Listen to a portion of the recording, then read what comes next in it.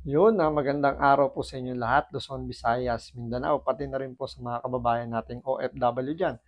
Welcome po sa panibagong reaction video dito sa Makapili TV. So ito na po, nag-file na po ng Certificate of Candidacy itong si Mayor Hani Lacuna. So after niya mag-file ng kanyang Certificate of Candidacy, medyo may mga pahapyaw siya o mga patama dito kay Yorme Isko Moreno. So yan po yung pag-uusapan natin ngayon. Kaya kung hindi ka pa nakasubscribe sa Makapili TV, baka pwede naman pakipindot po muna yung subscribe button. At the same time, palike na rin po ng video. Wala na pong bayad yan. Kaya pindot na. So ito, panoorin po natin itong balitan to. At ano yung magiging sagot dito ni Yorme sa mga patama nito ni Mayor Lacuna? Ang magtapatan sa pagkaalkalde sa Maynila, sina incumbent Mayor Hani Lacuna at dating Mayor Isko Moreno. Hindi pa man naghahain ng kandidatura si Moreno, may mensahe na siya kay Lacuna. Nasa frontline ng balitang yan si Marian Enriquez. Sinalubong sa Manila City Hall ng mga taga-suporta sina incumbent Mayor Hani Lacuna at Vice Mayor Yul Servo kaninang umaga. Nag-motorcade sina Lacuna at Servo papuntang satellite office na COMELEC sa SM Manila para maghain ng kanilang Certificate of Candidacy. Tumakbo ang dalawa sa ilalim ng partidong Asenso Manileño. Sa gitna naman ng pagtitipon, kasama ang mga taga-suporta, may sinigaw si Lacuna na tila pasaring sa makakalaban niyang dating katandem at dating Manila Mayor Isko Moreno.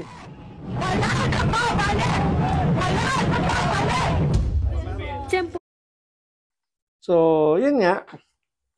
Mukhang nag-declare na rito si Mayor Hani Lacuna ng all-out war against dito kay Yorme Isko.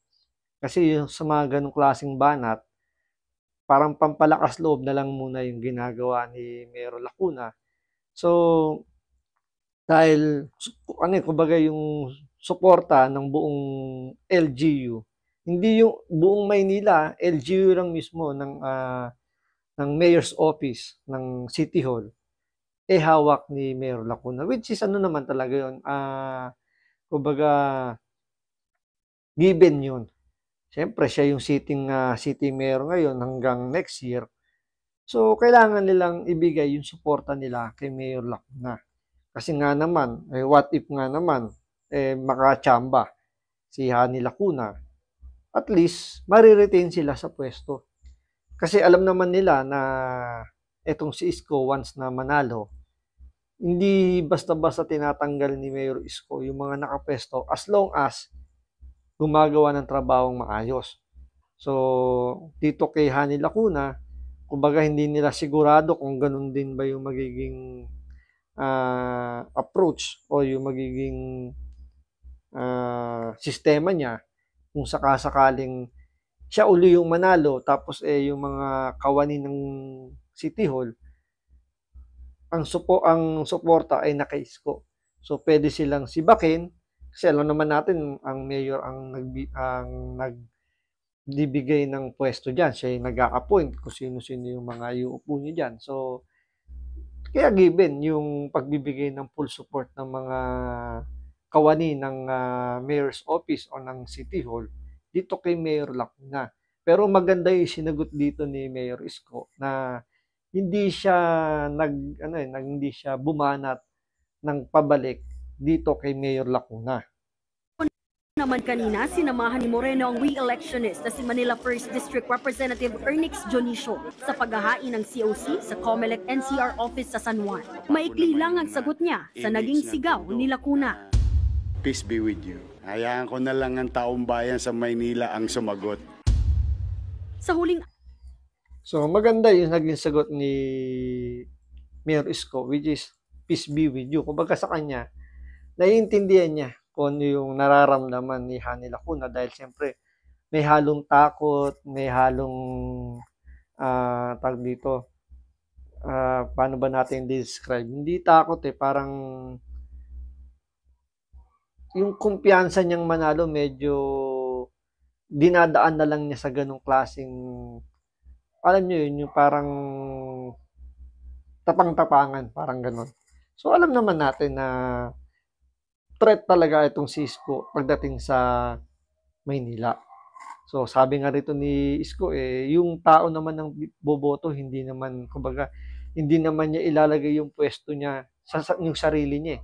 So yung mga taga Maynila, yung maglalagay kung sino yung gusto nilang iupo bilang mayor ng Maynila. Kahit nga hindi rito mag-ikot si Mayor Isko o hindi siya mangampanya, umikot lang siya, yung sabihin niya lang natatakbo siyang mayor, malaki na yung magiging magiging impact nun sa buong hindi na buong Maynila pala, buong Metro Manila. Sa buong Maynila.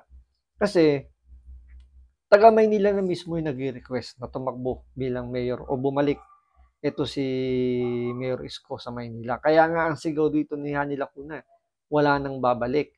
Dahil parang sinasabihan na nila Hani Lacuna, yung mga taga Maynila, na hindi na makakabalik itong si Mayor Isko. Pero syempre, yung sa panahon kasi ng botohan, yung mga botante yung mas may kapangyarihan kung sino yung iuupo nila dyan eh.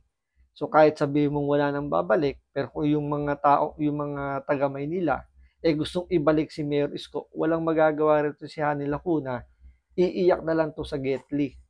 So isipin nyo itong si Yul Servo, inendorso lang din to ni Mayor Isko na maging vice alkalde ng mayor ay ng Maynila, pero sumama bilang kapartido ni Hani Lacuna, which is wala naman tayong nakikitang hindi maganda doon kasi it's very normal naman na talagang kailangan suportahan ng vice mayor ang kanyang mayor.